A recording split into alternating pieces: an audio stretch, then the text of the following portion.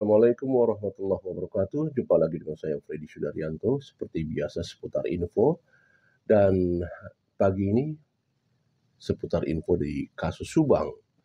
Barangkali belum ada yang mengetahui bahwa kasus Subang adalah kasus pembunuhan di mana kedua korban yaitu ibu dan anak perempuannya menjadi korban tragis di Jalan Cagak Subang, di mana kedua korban dimasukkan ke dalam bagasi mobil Alphard.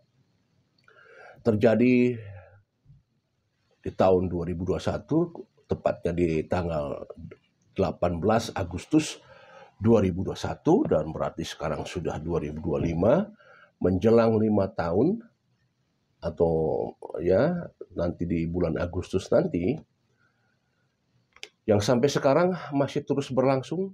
Dan yang paling penting adalah di mana ada 5 tersangka dan 2 tersangka sudah terjadi terpidana dengan vonisnya masing-masing, yaitu Pak Yosep Hidayah dan Saudara Ramdhanu. 3 tersangka tersisa, 1 tersangkanya sudah di P21-kan, yaitu Abi Aulia, anak dari Ibu Mimin atau anak tiri dari salah satu pelaku, yaitu Pak Yosep Hidayah yang sudah jadi terpidana. Dan sampai sekarang masih proses persidangan, yaitu untuk Abi Aulia.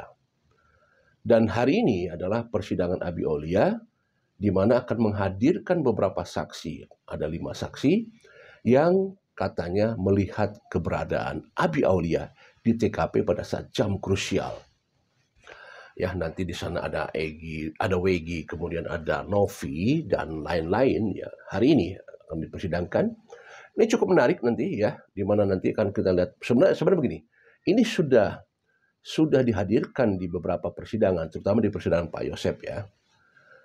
Apakah di persidangan hari ini akan menarik?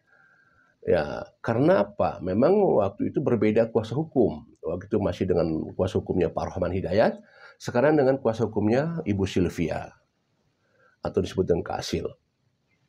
Apakah akan menarik persidangan kali ini? Tergantung dari bagaimana cara bertanya daripada kuasa hukum Abi Aulia. Artinya, apakah pertanyaan-pertanyaan yang akan disampaikan nanti oleh kuasa hukum Ibu Sylvia kepada saksi-saksi yang berada nanti ya, yang katanya melihat keberadaan Abi Aulia, apakah bisa mengecoh ataukah disebutnya kalau bisa menjebak sebuah dari pertanyaan-pertanyaan yang disampaikan terhadap mereka-mereka yang dijadikan saksi hari ini. Pertanyaan begini, karena sempat ada isu-isu mengenai katanya ada saksi bayaran lah atau apa. Nah, kalau disebut dengan saksi bayaran, tentu kalau saksi bayaran ada 2 kemungkinan, adalah memang dia benar, kemudian dikonstruksikan atau diposisikan, ataukah ada yang saksi disebut dengan saksi bayaran yang memang tidak ada di tempat atau dibuat skenario untuk supaya jadi ada di tempat. Satu saja sebenarnya kuncinya, barang siapa yang memang berbohong pasti akan keceletot. Istilahnya keceletot, pasti akan mengungkapkan hal-hal yang pasti luar dugaan akan meleset kalau dia berbohong.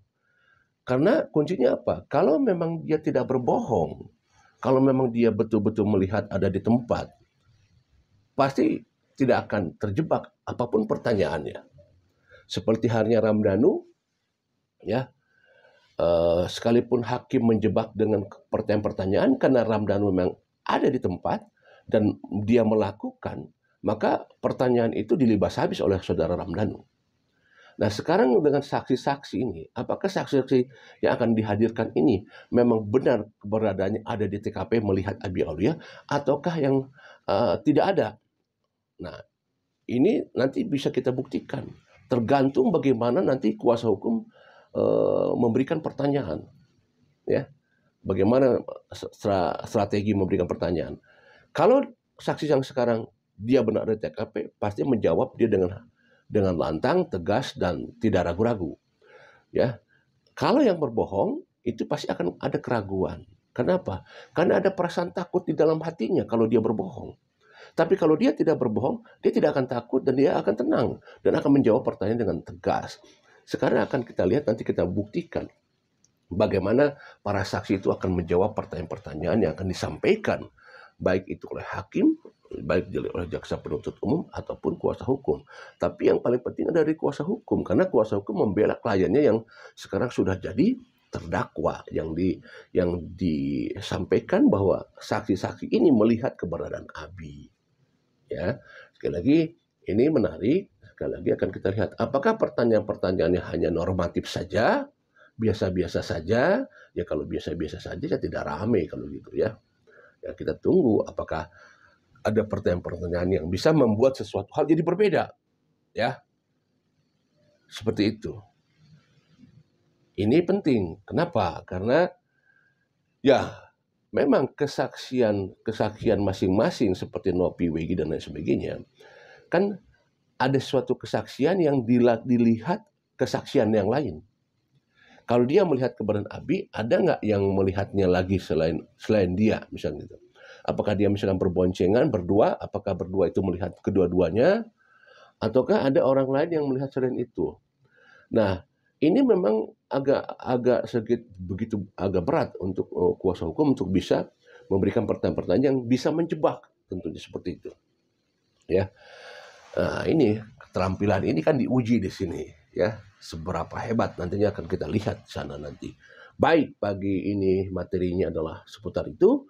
Kita tunggu persidangan hari ini, hari Senin, di tanggal 2 Juni 2025, menghadirkan saksi-saksi yang melihat keberadaan Abi. Assalamualaikum.